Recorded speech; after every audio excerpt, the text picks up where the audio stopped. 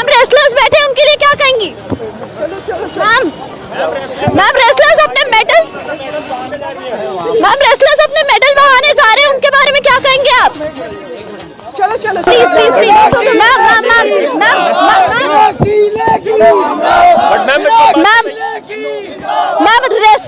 Ma'am wrestlers बैठे हैं उनके लिए क्या कहना चाहेंगी? मैम रेसलर्स बैठे हैं उनके लिए क्या कहेंगी? मैम रेसलर्स अपने मेडल बहाने जा रहे हैं, उनके बारे में क्या कहेंगे आप? चलो चलो चलो मैम रेसलर्स अपने मेडल बहा रहे हैं, उनके बारे में क्या कहेंगी? कानून नियम प्रक्रिया चल रही है मैम, लेकिन कोई सुनवाई नहीं है, प्रधानमंत्री कुछ बोलने के लिए तैयार नहीं है। आप महिला सांसद हो,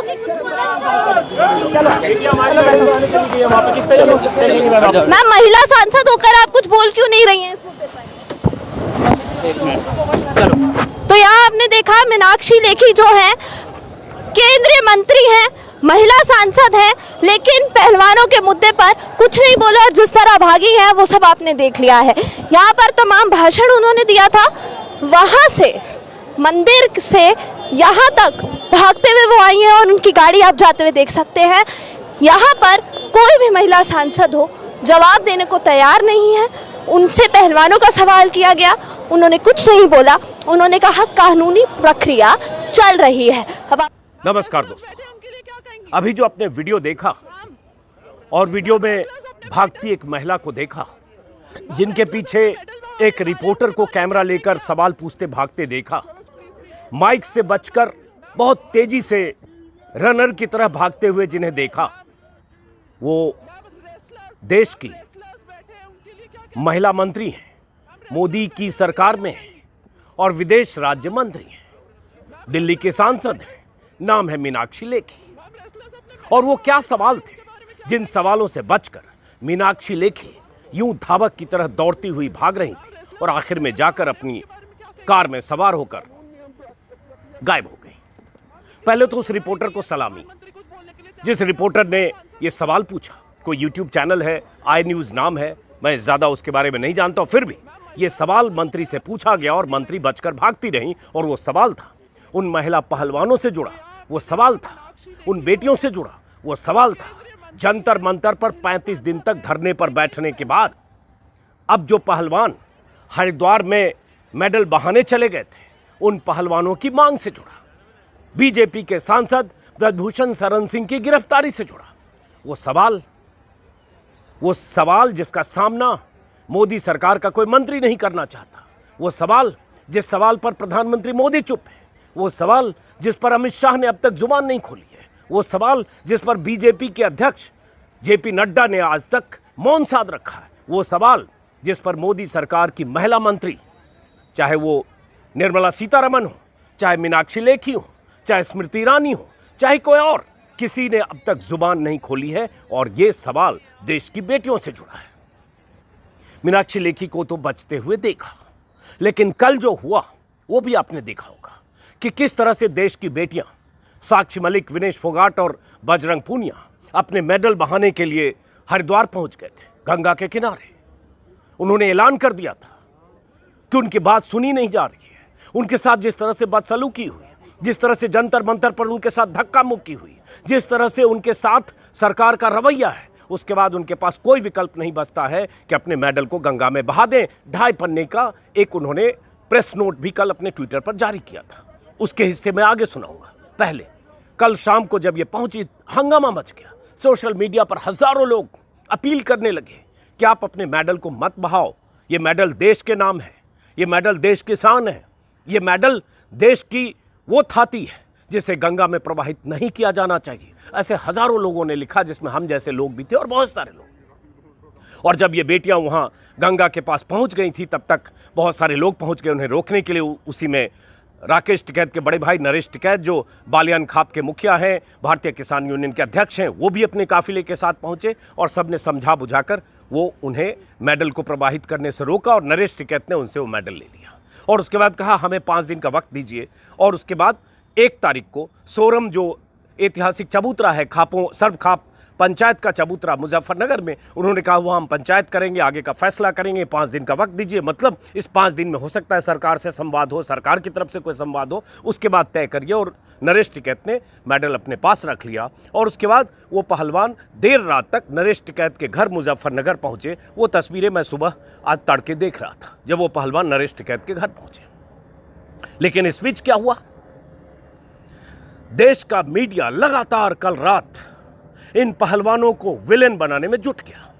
एक बड़ा तबका बार बार इंस्टिगेट कर रहा था, एक बड़ा तबका मीडिया का जो ट्विटर पर या चैनल पर बार बार यह कहने की कोशिश कर रहा था कि ये अगर मेडल बहाने का ऐलान करके गए थे तो बहाया क्यों नहीं, ये नाटक क्यों किया, ये तमाशा क्यों किया।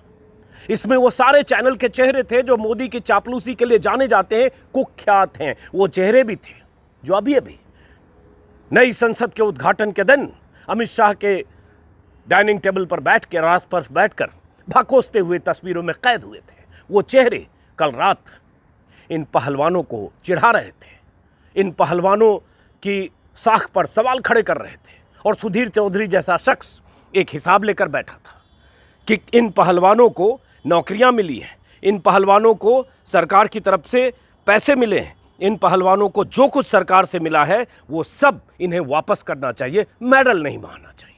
ये सुधीर चौधरी कल अपने शो में डीएनए में, माफ़ करें ब्लैक एंड वाइट में, जिसे मैं ब्लैक ज़्यादा वाइट कम कहता हूँ, उसमें कह रहा था कि इन्हें 10 करोड़ रुपए साक्षी मलिक को मिले, बजरंग पुनिया को 6 करोड़ मिले, या रेलवे में नौकरी मिली, सैलरी मिलती है, ये सब इन्हें छोड़ देना चाहिए। ये सुधीर चौधरी भी कह रहा था और ये चोपड़ा, देवगन, जितने लोग हैं और हजारों ट्विटर की ट्रोल आर्मी जो बीजेपी की 2 टकिया ट्रोल है, वो सब कल यही कह रही थी। लेकिन बीजेपी के नेताओं और मंत्रियों को उन सवालों का सामना करने की हिम्मत नहीं है। ये कवर फायर देते हैं मीडिया के वो लोग, ये कवच बनते हैं मीडिया के वो लोग जिनकी ड्यूटी है जनता से जुड़े सवालों को उठाना और सरकार पर सवाल पूछना। लेकिन ये सरकार की तरफ से खड़े होकर उन सब से सवाल पूछते हैं जो सरकार से सवाल पूछता है या जो सरकार की नीयत और नीति पर सवाल खड़े करता है। कवर फायर देने वाले ये मीडिया के चरण चुंबक, ये चापलूस, ये चाटुकार, पत्रकारिता के नाम पर कलंक ये चेहरे कल खड़े थे मोदी सरकार के साथ और खड़े थे इन पहलवानों को जलील करने के लिए, और खड़े थे इन पहलवानों की साख पर सवाल उठाने के लिए, और खड़े थे इन पहलवानों की लड़ाई को, संघर्ष को नाटक साबित करने के लिए। लेकिन मंत्रियों में हिम्मत नहीं है। मोदी सरकार की ये मंत्री मीनाक्षी लेखी जो बहुत वाचाल है, तीखे तेवरों के लिए मशहूर है, खुलकर बोलती हैं, जमकर बोलती हैं, वो मंत्री जब कल हनुमान मंदिर के पास, हनुमान मंदिर परिसर में सीपी में जब वो गई थी, टॉयलेट कॉम्प्लेक्स और वाटर कूलर कुछ वहाँ लगाया गया था उसका उद्घाटन करने के लिए या जनता को समर्पित करने के लिए, तस्वीरें अच्छी खिंचवाई उन्होंने फीता काटते हुए। जो होता है फीता काटना सबको अच्छा लगता है, मोदी जी का तो प्रिय काम है फीता काटना, उद्घाटन करना, चाहे कुछ भी हो जाए, कहीं भी हो। ये अलग बात है कि मोदी जी जब फीता काटते, उद्घाटन करते, हाथ हिलाते, अकेले होते, या कुछ लोग थे, मंत्री जी ने फीता काटा, शौचालय का वाटर कूलर समर्पित किया, भाषण दिया, ये 4 तस्वीरें, और ट्वीट भी किया उन्होंने रात 9:33 पर मीनाक्षी लेखी ने कि मैं वहाँ गई थी, हनुमान मंदिर गई हूँ। उसी के बाद देर रात ये वीडियो वायरल होना शुरू हुआ। वहीं वो रिपोर्टर थी, उस रिपोर्टर ने मीनाक्षी लेखी के बाहर निकलते ही सवाल पूछना शुरू किया और उसके बाद मंत्री ने, मीनाक्षी लेखी ने भागना शुरू किया। सवाल पूछती रिपोर्टर, सवालों से पीछा छुड़ाकर भागती मंत्री महोदया। चलो चलो भागो भागो, चलो चलो भागो भागो, चलो चलो भागो भागो, और भागो भागो भागो भागो, पूछो पूछो पूछो। और उसके बाद मीनाक्षी लेखी अपनी गाड़ी में जाकर बैठ गई, चली गई। उस रिपोर्टर ने वहीं से पीटीसी किया। यही स्थिति किसी भी मंत्री की हो सकती है अगर मीडिया के लोग अपना फर्ज निभाएं, अपनी ड्यूटी निभाएं और इन मंत्रियों से पूछें, मोदी सरकार के 5-6 दर्जन मंत्रियों को जो जहां मिले, क्या आप बताओ 35 दिनों तक ये धरने पर बैठे, आपने इनके साथ बदसलूकी की, पीटा, सड़कों पर घसीटा, पुलिस का बल प्रयोग किया, सब कुछ किया, इन्हीं के खिलाफ एफआईआर दर्ज कर दी, और उसके बाद इन्हें भागना पड़ा और आपने जंतर मंतर से इनके तंबू कनात उखाड़ दिए। ये भी कह दिया कि ये दोबारा यहाँ नहीं बैठ सकते, पूरी पुलिस इनके पीछे पड़ी रही। कहा गया ये जब दिल्ली से हरियाणा अपने गाँव जा रहे थे तब भी पुलिस ने एक तरह से पीछा किया निगरानी के लिए, कहीं वापस तो नहीं लौट रहे हैं। सवाल तो ये मीडिया को पूछना चाहिए मोदी के मंत्रियों से, एक एक करके देश के किसी भी कार्यक्रम में जाए, और मैं अपील करूंगा स्ट्रिंगर्स से, किसी भी कार्यक्रम में देश के किसी भी हिस्से में मोदी के मंत्री जाए, सवाल तो पूछिए, वो जवाब दें और ऑन कैमरा कह दें कि ब्रजभूषण शरण सिंह सही है, वो दूध का धुला है, उस पर सारे आरोप मिथ्या हैं, यही कह दें। वो कह दें कि साक्षी मलिक, विनेश फोगाट जो आरोप लगा रही हैं, ये आरोप गलत हैं, ये लोग गलत हैं और ब्रजभूषण शरण सिंह सही है, यही कह दें ऑन रिकॉर्ड।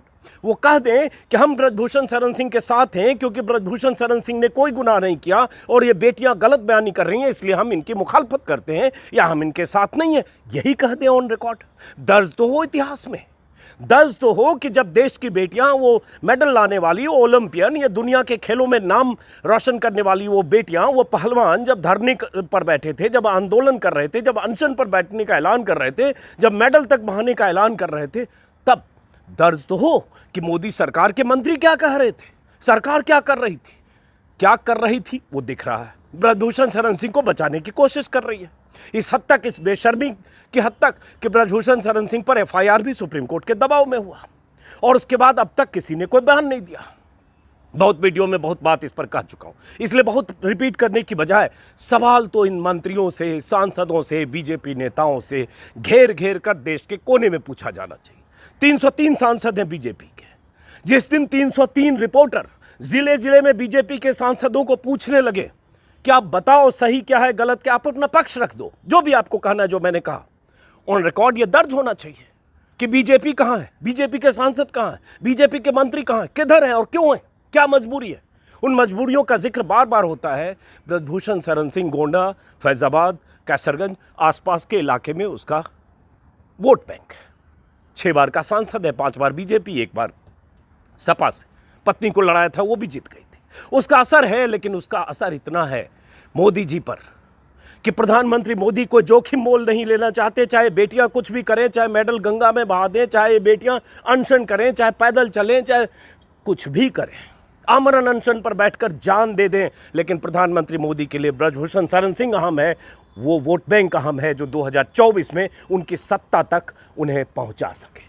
क्या यही मतलब है या इसका कोई दूसरा मतलब है? अगर दूसरा मतलब है कि आपके हिसाब से ब्रजभूषण शरण सिंह, जिस पर 40 मामले दर्ज हैं, जिसके खिलाफ दर्जनों मामले हैं, जिसने खुद एक कैमरे पर कबूल किया था कि उसने किसी का कत्ल किया था, उस ब्रजभूषण शरण सिंह के लिए वो आपके लिए इतना अहम है, यही ऑन रिकॉर्ड कर दीजिए, कहिए तो सही, आपका पक्ष तो आए।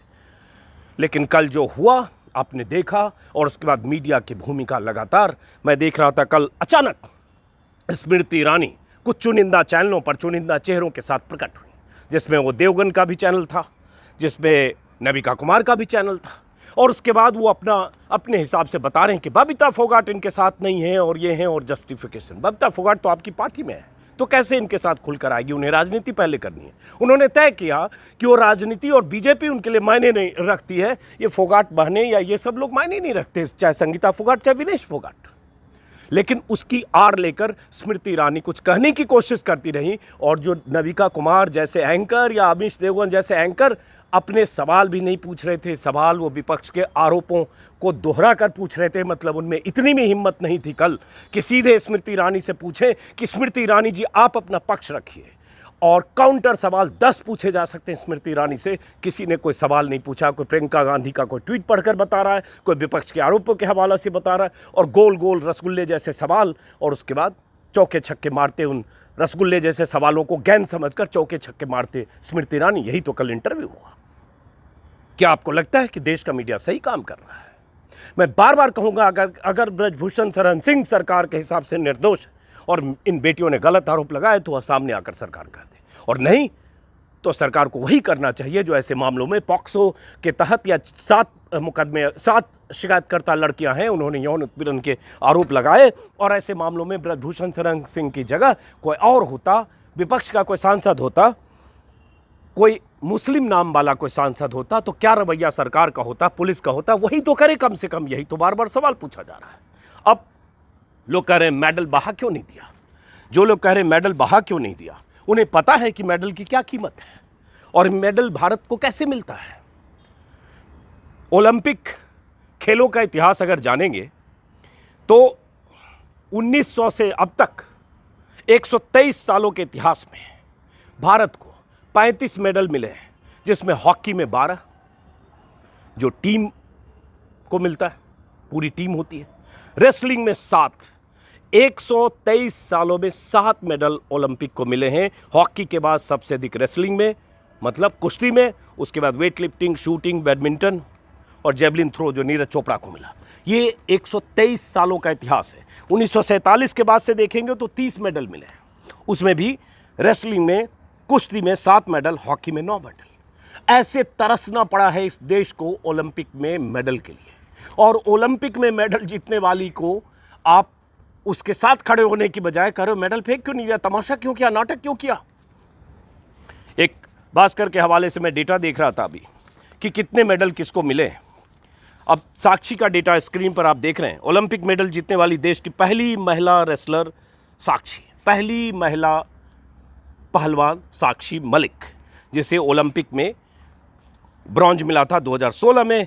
एशियाई junior world champion silver, Commonwealth champion bronze, Commonwealth games silver और कॉमनवेल्थ गेम्स में गोल्ड 2022 में पहली महिला पहलवान है साक्षी मलिक। और कह रहे हो बाहर क्यों नहीं दिया। साक्षी मलिक के साथ जो बर्ताव हुआ, जिस तरह से पुलिस या टॉर्चर किया गया, वो सब आपने देखा। कोई सिंपैथी नहीं है। आपको सिंपैथी है ब्रजभूषण शरण सिंह के साथ, क्योंकि मोदी जी के साथ वो हैं, मोदी जी उनके साथ हैं। जो ये दूसरे पाले इन्होंने चुने हैं, क्योंकि इन्होंने आरोप लगाए यौन उत्पीड़न का, तो आपने भी पाला चुन लिया कि आप ब्रजभूषण शरण सिंह के साथ हैं, देश की इन बेटियों के साथ नहीं है। अलग बात है कि जब इन्हें मेडल मिला था तो मोदी जी ने भी अपने घर पर बुलाया था, मोदी जी ने भी बेटा विनेश और बजरंग के साथ आत्मीय तस्वीरें खिंचवाई थी कैमरों के सामने। आज मोदी जी भी चुप हैं और आप रक्षा कवच का काम कर रहे हैं। आप मतलब वो मीडिया के लोग और वो हज़ारों ट्रोल आर्मी के लोग जो इन्हें कह रहे हैं कि इन्होंने मेडल पानी में क्यों नहीं बहाया। बजरंग पूनिया टोक्यो ओलंपिक में ब्रॉन्ज मिला, साक्षी मलिक को रियो ओलंपिक में ब्रॉन्ज मिला, विनेश फोगाट को एशियन गेम्स और कॉमनवेल्थ गेम्स में ब्रॉन्ज मिला। एक लिस्ट है विनेश फोगाट की भी। कुश्ती में 16 मेडल जीत चुकी हैं विनेश फोगाट।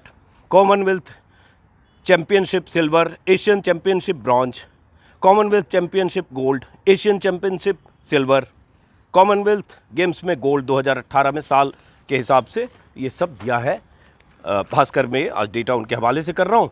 और उसमें ऐसे ही बजरंग पूनिया के जितने गोल्ड और सिल्वर मिले, गोल्ड मिला है कॉमनवेल्थ गेम्स में 2016 में, 2017 में एशियन चैंपियनशिप में गोल्ड मिला है, 2019 में एशियन चैंपियनशिप में गोल्ड मिला है, 2017 में एशियन चैंपियनशिप में गोल्ड मिला है। और ऐसे कॉमनवेल्थ चैंपियनशिप में और बुडापेस्ट वर्ल्ड चैंपियनशिप में, जकार्ता एशियन गेम्स में, अलग अलग जगह जितने सिल्वर गोल्ड ब्रॉन्ज मिले हैं, सारी लिस्ट भास्कर ने आज छापी है, मैंने स्क्रीन पर लगा दी। और आप कह रहे हैं इन्होंने मेडल क्यों नहीं बहाया। अरे इनकी बेचैनी, इनकी परेशानियों का अंदाज क्या है आपको। पुलिस ने इनके साथ जो बर्ताव किया उसका अंदाजा है आपको। क्या वो सही था? वो तरीका कि जिस दिन नए संसद भवन का उद्घाटन हो रहा हो, वहां ब्रजभूषण शरण सिंह की मौजूद हो, सफेद झक कुर्ते में तस्वीर खिंचवा रहा हो, मुंह चिढ़ा रहा हो, पीछे सत्यमेव जयते लिखा हो, हाथ ऐसे करके तस्वीर खिंचा रहा हो, और उसी वक्त इन बेटियों के साथ, इन पहलवानों के साथ, इन ओलंपियन के साथ जिन्होंने देश के लिए मेडल जीता, जिनके सीने पर जो मेडल लगा है ना, वो देश की शान है, उनके साथ क्या बर्ताव हो रहा था। लाठियां भी चल रही थी, दबोचा भी जा रहा था, उनके साथ बदसलूकी भी हो रही थी, धक्का मुक्की भी की जा रही थी। और इन सब के बाद शाम को उन्हीं के खिलाफ FIR कई धाराओं में कर दी गई। और आप कहते हैं इन्होंने मेडल क्यों नहीं पाया। तो अब क्या करना है पहलवानों को, क्या होना है पंचायत की तरफ से, नरेश टिकैत क्या करेंगे, अगले 5 दिन में सरकार का रवैया क्या होगा, क्या सरकार संवाद का कोई रास्ता खोलेगी या ऐसे ही भागेगी सवालों से जैसे मीनाक्षी लेखी भाग रही हैं। और ऐसी भागती सरकार क्या कोई जवाब नहीं देगी, ये देखने को मैं बार बार कहता हूँ। आपको लग सकता है कि पूरे आरोप सही नहीं है, आपको लग सकता है ब्रजभूषण शरण सिंह वैसे नहीं है जैसे पहलवान कर रही हैं, लेकिन इस लगने की कोई वजह तो होनी चाहिए। ब्रजभूषण शरण सिंह का इतिहास, 37-38 मुकदमों का इतिहास, कत्ल का इतिहास जो वो खुद कबूल कर चुका है, इनका इतिहास, 15, 20, 25, 30 मेडल लाने का इतिहास, दोनों की तुलना भी तो करेंगे। कौन आरोप लगा रहा है, कौन आरोपी है, उसका इतिहास क्या है, इलाके के लोग उसके बारे में क्या सोचते, क्या कहते हैं। और इन खिलाड़ियों की तरफ से जो आरोप लगे उसकी पुष्टि के लिए उन 7 पीड़िताओं ने शिकायत में जो दर्ज कराया वो भी सामने है। उसने कहा है कि ब्रजभूषण शरण सिंह ने कई मौकों पर उनके साथ यौन उत्पीड़न किया, वो उनके घर पर भी, उनके कुश्ती संघ के ऑफिस में, वार्म अप सत्र के दौरान, अलग अलग जगहों पर, होटल के कमरे में, विस्तार से इस पर बहुत बार बात हो चुकी है। सब कुछ एफआईआर में दर्ज है, सब कुछ शिकायत में दर्ज है, 164, 161 में बयान हो चुका है। तो गिरफ्तारी की मांग वाजिब है, क्योंकि गिरफ्तारियां ऐसे मामलों में होती है। राकेश टिकैत और ये पहलवान कई बार कह चुके, या तो आप कह दो कि ऐसे किसी मामले में कभी किसी की गिरफ्तारी नहीं होगी, जब तक पुलिस पूरी मुकम्मल अपनी तरफ जांच कर ले तब तक गिरफ्तारी नहीं होगी, तो मान लिया जाए। लेकिन कैसे इस देश में गिरफ्तारियां हुई हैं पिछले 8-9 सालों में, उस इतिहास को अगर दोहराने लगे और वो आंकड़े हम देने लगे तो अगले 1 घंटे में सिर्फ गिरफ्तारियों के बारे में बात हो सकती है कि कैसे एक ट्वीट पर जुबैर की गिरफ्तारी हो जाती है, कैसे एक ट्वीट पर किसी एक्टिविस्ट की, पत्रकार की गिरफ्तारी हो जाती है, उस पर यूएपीए की धाराएं लग जाती है। देशद्रोह का मुकदमा, राजद्रोह का मुकदमा से लेकर एनएसए तक, कैसे किसी के भाषण पे, किसी के ट्वीट पे, सब कुछ इसी देश में हुआ। 6 महीने, 8 महीने, 2 साल, 1 साल लोग जेलों में रहे, आज भी हैं। लेकिन यहां ब्रजभूषण शरण सिंह का मामला है, इसलिए संगीन धाराओं में एफआईआर दर्ज मुश्किल से होना। और उसके बाद इन लड़कियों ने जो 2.5 पन्ने कल लिखे थे, जिसमें साफ साफ लिखा था कि 28 मई को मेरे साथ क्या हुआ आप सबने देखा, पुलिस ने हम लोगों के साथ क्या व्यवहार किया, बर्बरता से गिरफ्तार किया, हम लोग शांतिपूर्ण आंदोलन कर रहे थे, अब लग रहा था हम क्यों जीते थे, क्या इसलिए जीते थे कि तंत्र हमारे साथ ऐसा घटिया व्यवहार करे, हमें घसीटे और फिर हमें ही अपराधी बना दे। और कल पूरा दिन हमारी कई महिला पहलवान खेतों में छिपती फिरी हैं। तंत्र को पकड़ना उत्पीड़क को चाहिए, लेकिन वो पीड़ित महिलाओं को उनका धरना खत्म करवाने, उन्हें तोड़ने और डराने में लगा है। अब लग रहा है हमारे गले में सजे इन मेडलों का कोई मतलब नहीं रह गया है, इनको लौटाने की सोचने भर से हमें मौत लग रही है। ये सब कल उन्होंने लिखा, क्योंकि कहा यह गया कि पुलिस उनका पीछा कर रही थी, उन पर नज़र रख रही थी, कहाँ जा रही हैं, किससे मिल रही हैं, गई कि नहीं, वापस तो नहीं लौटेंगे। ऐसी बहुत सारी बातें हैं जिस पर मैं बात कर चुका हूँ। ये सब उन लड़कियों ने अपनी उस 2.5 पन्ने के नोट में लिखा, जो मैं कल भी मैंने आपको सुनाया। और उसके बाद उन्होंने कहा कि हम ये मेडल प्रधानमंत्री और राष्ट्रपति को क्यों नहीं देना चाहते हैं, क्यों लौटाएं, जो कुछ 2 किलोमीटर दूर बैठकर देखती रही, कुछ बोली नहीं राष्ट्रपति। प्रधानमंत्री जो अपने घर, हमें अपने घर की बेटियां बताते थे, मन नहीं माना, क्योंकि उन्होंने एक बार भी अपने घर की बेटियों के सुध-बुध नहीं ली, बल्कि नई संसद के उद्घाटन में हमारे उत्पीड़क को बुलाया और वो तेज सफ़ेदी वाली चमकदार कपड़ों में फ़ोटो खिंचवा रहा था। उसकी सफ़ेदी हमें चुभ रही थी, मानो कह रही हो कि मैं ही तंत्र हूँ। इस चमकदार तंत्र में हमारी जगह कहाँ है, भारत की बेटियों की जगह कहाँ है? क्या हम सिर्फ नारे बनकर या सत्ता में आने भर का एजेंडा बनकर रह गई हैं? ये मेडल अब हमें नहीं चाहिए, क्योंकि इन्हें पहनाकर, हमें मुखौटा बनाकर सिर्फ अपना प्रचार करता है यह तेज सफ़ेदी वाला तंत्र, और फिर हमारा शोषण करता है। हम उन शोषण के खिलाफ बोले तो हमें जेल में डालने की तैयारी करता है। ये उन बेटियों की तरफ से लिखा गया। और उसके बाद क्या हुआ? पूरा नैरेटिव बीजेपी की आईटी सेल पर्दे के पीछे कवर फायर देते हुए मीडिया के लोग लगातार ये कहते रहे कि मेडल बहाने गए तो बहाया क्यों नहीं, 6 बजे का टाइम था तो 8 बजे तक बहाया क्यों नहीं, टिकैत कैसे पूछ गए। अरे आसान है क्या बहा देना? आसान तो नहीं है, लेकिन उन बेचैनियों को आप कैसे समझोगे?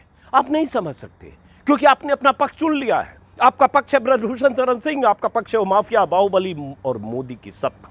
जब आपका पक्ष ये है तो कोई भी पहलवान बेटी हो, चाहे ओलंपियन हो, चाहे मेडलिस्ट हो, कोई भी गोल्ड मेडलिस्ट हो, कोई भी आपके लिए मायने नहीं रखता। वो सारे खलनायक हैं, वो विलेन हैं, वो देशद्रोही हैं। अभी तक उन्हें देशद्रोही नहीं कहा है अगर मीडिया ने, तो यही एहसान किया है उन पर, वरना वो देशद्रोही और पाकिस्तान परस्त तो अर्बन नक्सल ये सबसे नवाजे जा चुके होते, या आने वाले समय में नवाजे जाएंगे, उसका भी इंतजार कीजिए। बहरहाल इस वीडियो को आक्रोश के साथ खत्म करता हूँ। कई बार कहते हैं कि पत्रकार को निष्पक्ष रहना चाहिए, लेकिन ऐसे मामलों में मैंने अपना पक्ष चुना है और चुनता रहता हूँ, क्योंकि जब ऐसे विरोध, ऐसे आंदोलन जिसको दबाने कुचलने की कोशिश हो, जिसे एंटी नेशनल और देश विरोधी कहने की कोशिश हो, तो हमें समझना चाहिए कि उनकी भी एक आवाज़ है और उनकी आवाज़ को भी मंच मिलना चाहिए। तय बाद में हो कौन सही कौन गलत, लेकिन आवाज़ तो उठनी चाहिए, और जो आवाज़ उठे उसको जगह तो मिलनी चाहिए। और आवाज़ उठाने वाली ये लड़कियाँ देशद्रोही नहीं हैं, ये तो कोई मूर्ख आदमी भी, आँख कान नाक का इस्तेमाल करने वाला कोई भी आदमी समझ सकता है। फिलहाल इस वीडियो को इस आक्रोश के साथ ख़त्म करते हैं। 5 दिन का समय है, क्या होता है 5 दिन बाद, ये पहलवान आगे क्या करते हैं, क्या दिशा तय होती है, जो भी हमें पता चलेगा हम बताते रहेंगे और आपसे मुलाकात होती रहेगी। आपने अगर मेरे YouTube चैनल को सब्सक्राइब नहीं किया तो सब्सक्राइब करें, सब्सक्राइब किया है तो ज्वाइन करें। नमस्कार।